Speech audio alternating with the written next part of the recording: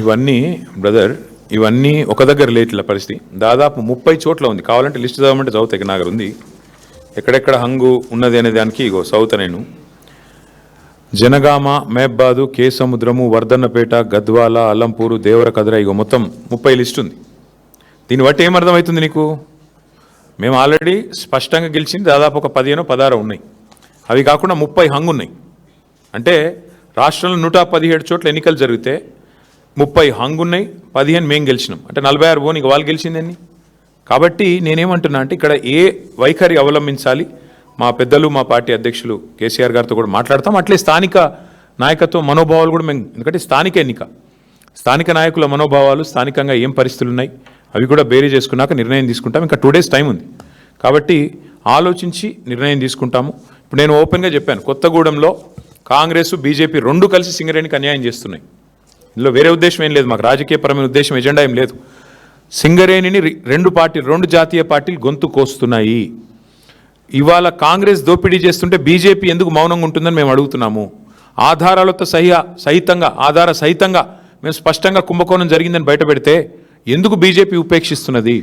ఎందుకు రేవంత్ రెడ్డిని కాపాడుతున్నది? రేవంత్ రెడ్డి బావమరిదే కింగ్ పిన్గా ఇంత పెద్ద కుంభకోణం నడుస్తుంటే భారతీయ జనతా పార్టీ ప్రభుత్వం ఎందుకు అడ్డుకుంటున్నది? ఎందుకు అడ్డుకోలేకపోతున్నది? ఎందుకు కాపాడుతున్నది కాంగ్రెస్ అరాచకాలని అనేది మా ప్రధాన ప్రశ్న. అందుకే సిపిఐ నాయకత్వానికి నేను అందుకే ఓపెన్గా చెప్తా ఉన్నా, ఇలాంటి ప్రత్యేకమైన పరిస్థితులు ఉంటాయి అక్కడక్కడ. దాన్ని బట్టి మరి మా పెద్దలతో చర్చించి, పార్టీలో చర్చించిన తర్వాత స్థానిక నాయకత్వ మనోభావాలు దృష్టిలో పెట్టుకుని నిర్ణయం తీసుకుంటాం.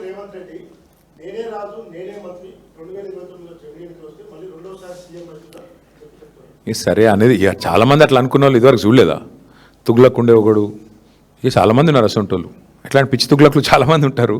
అట్లాంటి వాళ్ళు వస్తారు పోతారు, ఎవ్వరూ పర్మనెంట్ కాదు. నేనే రాజు, నేనే మంత్రి అనుకున్న వాళ్ళు చాలామంది అట్లనే గాలి కొట్టుకొని పోయినరు. ఈ దేశము చాలా గొప్ప దేశం. ప్రజల చైతన్యాన్ని కూడా ఎవరైనా తక్కువ అంచనా ఇస్తే చాలా తెలివి తక్కువది. ఈ దేశంలో ఇందిరాగాంధీ గారు ఓడిపోయినారు, ఎన్టీ రామారావు గారు ఓడిపోయారు, కేసీఆర్ లాంటి తెలంగాణ తెచ్చిన నాయకుడు కూడా మన కామారెడ్డిలో దురదృష్టవశాత్తు ఓటమి పాలయ్యారు. సరే రేవంత్ రెడ్డి గారు అక్కడ 3rd వచ్చారు, అది వేరే విషయం అనుకో. కానీ పాయింట్ ఏంటంటే ఈ దేశంలో అట్లా రేవంత్ రెడ్డి లాగా విర్రవీగిన వాళ్ళు, నేనే రాజు నేనే మంత్రి అన్న వాళ్ళు చాలామంది వచ్చారు, చాలామంది పోయారు. కానీ దేశం అట్లే ఉంది, ప్రజల చైతన్యం అట్లే ఉంది. చైతన్యాన్ని తక్కువ అంచనా వేసిన వాళ్ళు ఎవరైనా కూడా గాలికి పోతారు భవిష్యత్తులో. పార్టీ మారిన ఎమ్మెల్యేల విషయంలో మేము మొదటి నుంచి ఒకటే చెప్తున్నాం. రేవంత్ రెడ్డి గారు మళ్ళీ నాకు తెలిసి ఇవాళ వచ్చి మేము గెలిచినాము, మాకు తిరుగులేదు వెరుగులేదు, నేనే రాజు నేనే మంత్రి అని మళ్ళీ పోజులు కొడతాడు. నేను రేవంత్ రెడ్డిని ఒకటే అడుగుతున్నా, మీరు కూడా అడగండి. ఇలా ప్రెస్ మీట్ పెడతారు కదా, అడగండి. నిజంగా నీ గవర్నమెంట్ మీద నీకు అంత నమ్మకం ఉంటే ఆ 10 మందితో రాజీనామా చేపించి ఎలక్షన్కి చూద్దాంపా. ఎందుకంటే ఇవి స్థానిక ఎన్నికలు. ఆ స్థానికంగా మోరీ బాగుందా, ఆడ నీళ్ళు వస్తున్నాయా లేవా, ఆడ అభ్యర్థి ఓడిపోయిందా గెలిచిండా, వీటన్నిటి మీకెళ్ళి నడుస్తుంది. ప్లస్ ప్రభుత్వం ఎన్నిటి మీకెళ్ళి నడుస్తుంది. నీకు తెలుసు, నాకు తెలుసు.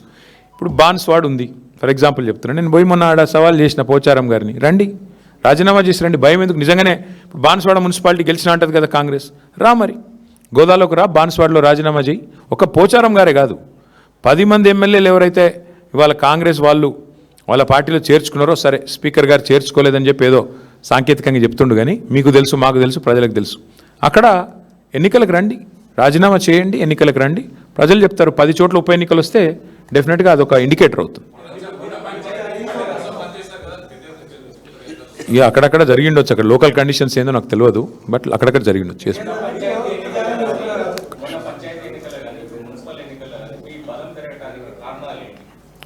ఒకటి ప్రధాన ప్రతిపక్షంగా మేము సఫలమయ్యామని భావిస్తూ ఉన్నాం. ప్రజల ఇష్యూస్ మేము ఎత్తుకున్నాం.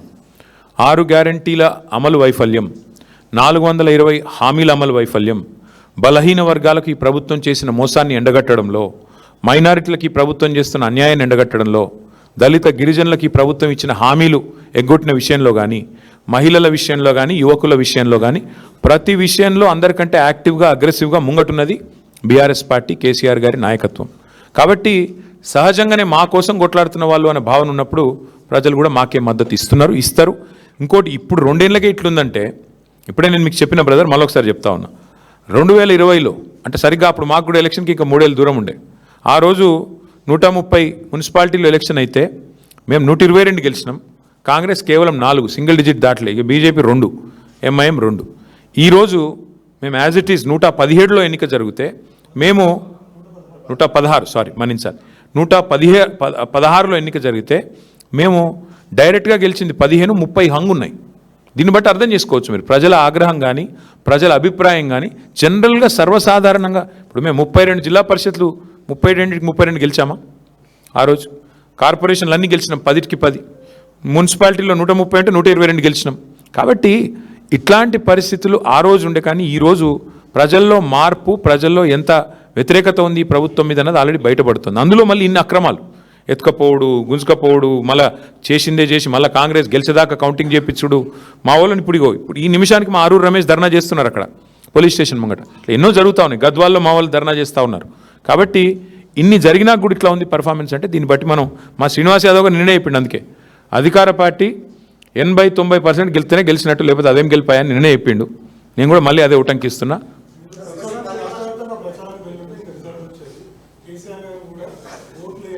మేము మీకు ముందే చెప్పాను బ్రదర్, మీరు నాతో చిట్చాట్లో మీరు నాకు ఒక 3-4 రోజులు ముందు కలిసినారు. అప్పుడే చెప్పిన నేను స్థానిక ఎన్నికలు స్థానికంగానే కొట్లాడతామన్నారు. నేను ఒకటి జిల్లాకు 2 జిల్లాలకు పోయినా, వరంగల్ పోయినా, నిజామాబాద్ పోయినా తప్ప ఎక్కడ పోలేదు.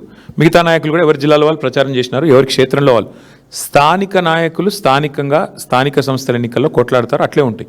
కాబట్టి ఇందులో రాష్ట్ర వ్యాప్త ప్రచారాలు, విశ్వవ్యాప్త ప్రచారాలు ఏమి ఉండవు బ్రదర్, దాంతో నేను ఫరక్ పడదు. ఆ రోజు మరి అట్లంటే కేసీఆర్ గారు కానీ పార్టీల నాయకత్వం కానీ 140 చోట్ల జరిగితే ఎన్నిక ఒక్క నియోజకవర్గానికి కూడా పోలేదు, ఒక జిల్లా కూడా పోలేదు మేము. కానీ గెలిచినాం కదా. పర్ఫార్మెన్స్ బాగుంటే గవర్నమెంట్ ప్రజలు ఆశీర్వదిస్తారు. వీళ్ళ పర్ఫార్మెన్స్ బాగలేదు కాబట్టి 116లో ఎన్నికలు అయితే మాకు 15-16 వచ్చినాయి, 30 చోట్ల హంగు వచ్చింది. దాన్ని బట్టి ఏం అర్థం చేసుకోవాలి నువ్వు?